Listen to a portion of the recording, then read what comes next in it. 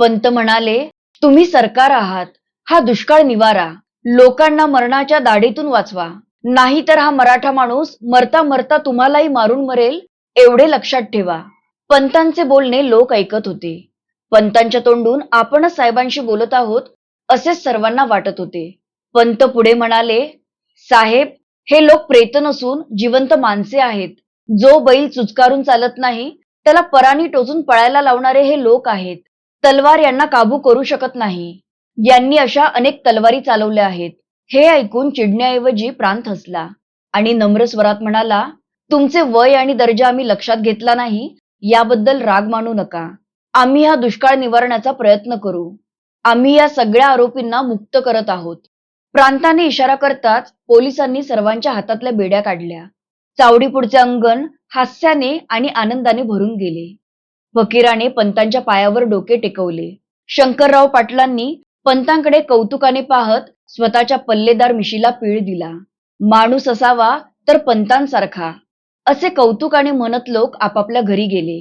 थोड्याच वेळात प्रांत सुद्धा त्याचं सगळं विराड घेऊन साताऱ्याला निघून गेला. पण 8व्याच दिवशी साताऱ्याहून 2 हुकूम चावडीत येऊन थडकले आणि संपूर्ण गावात खळबळ माजली. एका हुकुमाने शंकरराव पाटलांची बडतर्फी झाली होती आणि दुसऱ्या हुकुमाने शंकरराव पाटलाच्या जागी रावसाहेब या नव्या पाटलाची नेमणूक झाल्याचे जाहीर केले होते. या बातमीने गावात चिंतेचे वातावरण निर्माण झाले. एक कर्ता, दयाळू आणि दिलदार पाटील सरकारने कमी केला म्हणून अख्ख्या गावाला वाईट वाटत होते. तसेच रावसाहेबाला पाटीलकी मिळवून देण्यात शिगावच्या खोताचा नक्कीच हात असणार असे सगळे म्हणत होते. ज्या दिवसापासून रावसाहेब कामावर रुजू झाला त्या दिवसापासून चावडीला वाघाच्या गुहेचे स्वरूप प्राप्त झाले. विष्णुपंतांना ही नेमणूक अजिबात मान्य नव्हती. शंकररावांची बडतर्फी हा एक सरकारी डाव आहे. आता लवकरच महारामांगांवर नवीन संकट येणार हे पंत ओळखून होते. त्यामुळेच त्यांनी नव्या पाटलाला धारेवर धरले होते. पंतांचा अंदाज खरा निघाला. कामावर रुजू होताच रावसाहेबांनी त्याचे रंग दाखवायला सुरुवात केली. हातात कुऱ्हाड आणि बरोबर दांडगी पोरं घेऊन तो गावालाच धमकावू लागला. आता शंकररावांचं राज्य विसरा, आता रावसाहेब पाटील आहे, नीट वागा, असे तो उघड उघड बोलू लागला. त्याने फकीरासह कित्येकांवर करडी नजर ठेवायला सुरुवात केली. रावसाहेब पाटील होऊन आता 1 महिना झाला होता. तो चावडीत बसला होता. पलीकडे पंत शांतपणे त्यांचे काम करत बसले होते. नेहमीप्रमाणे पाटलाच्या सभोवती बसलेली मंडळी चकाट्या पिटत होती. काही गांजा ओढून तर्र होऊन नको त्या गोष्टी बोलत होते, तर काही बसल्या जागेवरून पाण्याच्या पिचकाऱ्या रस्त्यावर मारत होते. हे सगळे बघून बराच वेळ शांत बसलेले पंत शेवटी चिडले आणि रागातच पाटलाला म्हणाले, ही चावडी आहे, चवाटा नाही. ते ऐकून आधी पाटलाचा चेहरा खरकन उतरला, पण मग तोही डोळे मोठे करून म्हणाला, आम्ही कसे पण वागू, तुम्ही आम्हाला सांगणारे कोण? पंत म्हणाले, मी विष्णुपंत कुलकर्णी आहे, नीट वागा, नाहीतर तुम्हाला 4 दिवसात सरळ करेन. पाटीलकीची धुंदी चढू देऊ नका. त्यांचा हा वाद ऐकून पेठेतले लोक चावडीपुढे जमले आणि इतक्यात एक सातारचा खास पोलीस एक नवीन हुकूम घेऊन चावडीत हजर झाला. पंतांनी तो हुकूम वाचला आणि पाटलाकडे फेकला. त्या हुकुमानुसार वयात आलेल्या सर्व मांगांना आणि इतर गुन्हेगारांना 3 वेळा हजेरी लावण्याचा अधिकार पोलीस पाटील आणि कुलकर्णी यांना दिला होता. तो हुकूम वाचून रावसाहेबाने आनंदाने उडीच मारली, पण पंत मात्र खिन्न झाले. पाटलाने तिथे बसलेल्या एका रामोशाला लगेच जाऊन सगळ्या मांगांना गोळा करून चावडीत घेऊन यायला सांगितले आणि पंतांकडे विजयी मुद्रेने पाहत म्हणाला, येताना त्या ताईन्या महाराला पण घेऊन ये. रामोशी पटका सावरत मांगवाड्याकडे निघाला. मध्यरात्र झाली होती. रात किड्यांचा आवाज सोडला तर बाकी सगळीकडे भयान शांतता होती. हजेरीची वेळ झाली होती. गेल्या 15 दिवसांपासून लागलेल्या हजेरीमुळे फकीरा अंथरुणात तळमळत पडला होता. 3 वेळा हजेरी द्यायची आणि ती सुद्धा पाटलाला. एवढेच नाही तर कुठे बाहेर जायचे असेल तर पाटलाकडून तसा लेखी हुकूम घ्यायचा. मग तो द्यायचा की नाही हे पाटील ठरवणार. आणि जरी त्याने लेखी हुकूम दिला तरी तो ज्या गावी आपण जाणार तिथल्या पाटलाला द्यायचा आणि त्याला हजेरी द्यायची. आणि यातली एकही गोष्ट पाळली गेली नाही तर 3 महिने सक्त मजुरीची शिक्षा भोगायची. सरकारने लादलेल्या या अन्यायकारक गोष्टींमुळे फकीराचे काळीज तुटत होते. असे गुलामीचे जीवन जगणे त्याला असह्य झाले होते. पण आता आपण सरकारचे बंदी आहोत.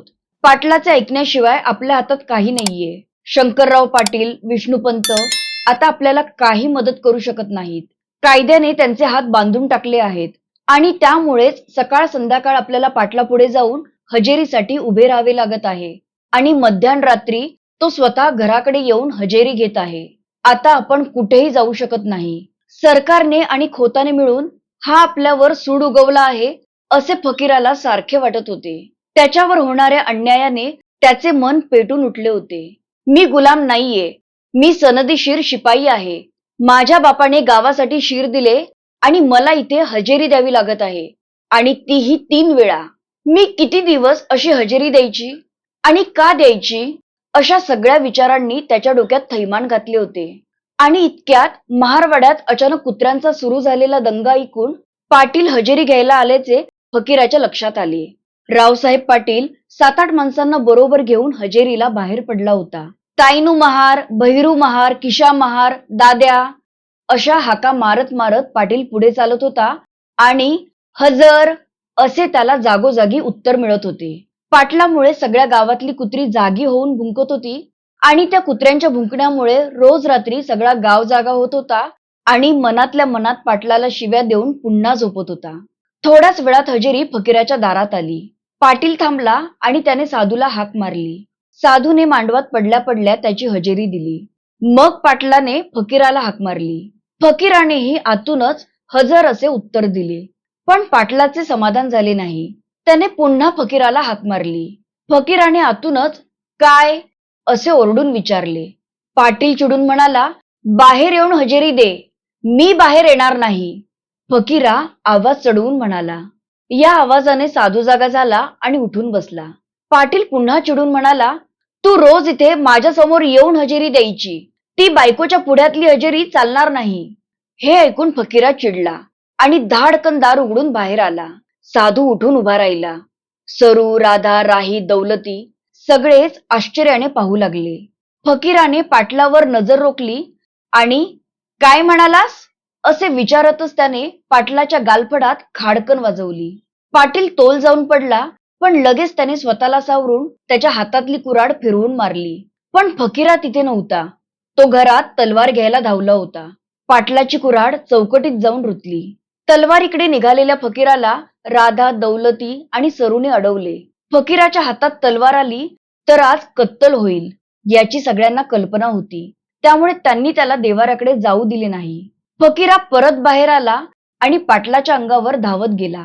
फकीराने मारलेल्या लाथेने पाटील खाली पडला आणि पोट धरून कणू लागला. इतक्यात दौलती आणि राधाने येऊन फकीराला धरले. पाटलाला मारलेले पाहून जाण्या जाधव तलवार घेऊन फकीराच्या दिशेने येऊ लागला तसा साधूने त्याच्या पाठीत काठी घालून त्याला खाली पाडले. त्याच्या हातातली तलवार खाली पडली. ती पडलेली तलवार फकीराने उचलली आणि तो पाटलाला मारणार इतक्यात साधूने त्याला थांबवले. पाटील घाबरून उठला आणि त्याने गावाकडे तोंड करून जोर जोराने ओरडायला सुरुवात केली. ती ओरड ऐकून सगळा गाव जागा झाला. मांगांनी हत्यारं काढली. महार धावले. गावकऱ्यांचा सगळा लोंढा मांगवाड्याकडे येऊ लागला. ते पाहून फकीरा क्षणभर गांगरला, पण लगेच त्याने इशारा करून साधूला तयार राहायला सांगितले. फकीराने तलवार कमरेला बांधली. सावळा, मुरा, बळी एकूण एक मांग अंधारात दबा धरून बसले. महारांनी टापरी बांधल्या. आता पाटलाची भावकीही तिथे येऊन पोहोचली होती. सगळ्यांनी दौलती मांगाच्या दारात गर्दी केली होती. पाटील आपल्या माणसांकडे बघत म्हणाला, मला मांगाने लाथा मारल्या. फकीराने मला मारले. एका मांगाने पाटलाला मारले. हे ऐकून 5-25 मंडळी एकदम भडकली. त्यांनी कुऱ्हाडी ठोकल्या आणि कुठे आहे तो फकीरा असे विचारू लागले. इकडे आहे फकीरा. कोणाला मरायचे असेल त्याने इकडे यावे असे सावळा करड्या आवाजात म्हणाला. आता मोठी मारामारी होणार या भीतीने सगळे पळू लागले. मांगांनी जर निवडुंगात मारायला सुरुवात केली तर कोणीही वाचणार नाही या भीतीने गावकरी घाबरले. एकूण एक माणूस गावाकडे धावत सुटला. ते चावडीवर जाऊनच थांबला. तिकडे चावडीवर गाव जमला आणि इकडे मांगवाड्यात सगळे मांग एकत्र आले. पाटलाने हे सगळं मुद्दाम घडवून आणले. आता लवकरच गाव आणि सरकार एकत्र होणार आणि खोत त्यात तेल ओतून आग भडकवणार. हे लक्षात येऊन फकीरा खिन्न झाला. आता पुढे काय करायचे याचा सगळे मांग विचार करत असतानाच विष्णुपंत तिथे आले. त्यांना पाहून फकीराच्या डोळ्यात पाणी आले. त्याने पंतांचे पाय धरले. पंतांनी त्याला उठवून शांतपणे नक्की काय घडलंय असे विचारले. फकीराने जे काही घडलं ते सगळं सांगून पाटलाने मुद्दाम काहीतरी खुरापत काढून सगळं वाढवून ठेवलं आहे असे म्हणाला. पंत म्हणाले, तो वाढवणारच होता. सावळा म्हणाला, आम्हाला कुणी धनी आहे की नाही? असे कुणीही यावं आणि आम्हाला मारावं असे किती दिवस चालणार? पंत म्हणाले, हे सगळे कारस्थान शिगावातून शिजतंय, पण त्या सगळ्या गोंधळात आता गाव दुखावला गेला आहे. मग आता आम्ही काय करायचे असे फकीराने विचारले. पंत म्हणाले, आता गाव गप्प बसणार नाही. पाटलावर हात टाकला एवढे निमित्त पुढे करून सरकार, पाटील, गाव आणि खोत सगळेच तुमच्यावर तुटून पडतील. त्यामुळे तुम्ही आता गाव सोडा. संकटापासून दूर जाणं कधी कधी फायदेशीर ठरतं. फकीरालाही ते सगळे पटत होते. पुढे पंत म्हणाले, हळूहळू दिवस जातील तशी ही परिस्थिती निवळेल. मग मी साताऱ्याला जाऊन जमेल तसे हे प्रकरण शांत करण्याचा प्रयत्न करेन. पण तोपर्यंत सांभाळून राहा. पंत एवढे बोलून तिथून निघाले. सर्व मांगांनी त्यांना लवून मुजरा केला. गावाकडे जाता जाता पंत म्हणाले, जा, दुबळे होऊ नका. हेही दिवस जातील. महारवाडा ओलांडून पंत पुढे निघाले तेव्हा त्यांना चावडीपुढे मोठी गर्दी झालेली दिसली. पंत चावडीपुढे आले तेव्हा रावसाहेब पाटील त्यांना पाय पसरून बसलेला दिसला. त्याचे सगळे दात पडल्यामुळे तो सारखा रक्ताच्या चुळा टाकत होता. पंतांना पाहताच विवळत तो म्हणाला, बघा ही माझी काय अवस्था झाली आहे. मला मांगाने मारलंय. पंत म्हणाले, मला समजले आहे सगळे. आता शांत राहा. उद्या बघू काय करायचे ते. पाटील ओरडतच उठला आणि म्हणाला, उद्या काय बघायचे? माझे पडलेले दात उद्या उगवणार आहेत का? आम्ही गप्प बसणार नाही. आम्ही आत्ताच जाऊन मांगांची कत्तल करणार आणि त्यांची खोपटं पेटवून देणार. पंत करड्या आवाजात म्हणाले, पाटील, तुम्ही खूपच उतावळे आहात. हजेरी घेताना घरातून नको, बाहेर येऊनच दे असे म्हणून तुम्ही फकीराला डिवचले आणि आता वर त्यांची खोपटं जळण्याची भाषा करत आहात. तुम्हाला जे काही करायचे आहे ते करा. मी काही तुम्हाला अडवणार नाही. कारण फकीराने केव्हाच गाव सोडलाय. एकही करता मांग घरात नाहीये. जा आता आणि पेटवा त्यांची घरं. पण या गावासाठी माळावर शिर देणाऱ्याची औलाद दुबळी नाहीये हे लक्षात ठेवा. फकीरा शांत बसणार नाही. त्याचे घर पेटवा आणि मग तुमचे विझवण्यासाठी पाणी आणून ठेवा. पंतांच्या बोलण्याने वातावरण तापले. ऐकणारे गांगरून गेले. पण पाटील धीर करून बोलला, येऊ दे त्याला आणि पेटवू दे माझा वाडा. यावर पंतांनी दोन्ही कानावर हात ठेवून पाटलाला बजावले, ठीक आहे, मग आता जे जे पुढे होईल त्याचे परिणाम भोगायला तयार राहा.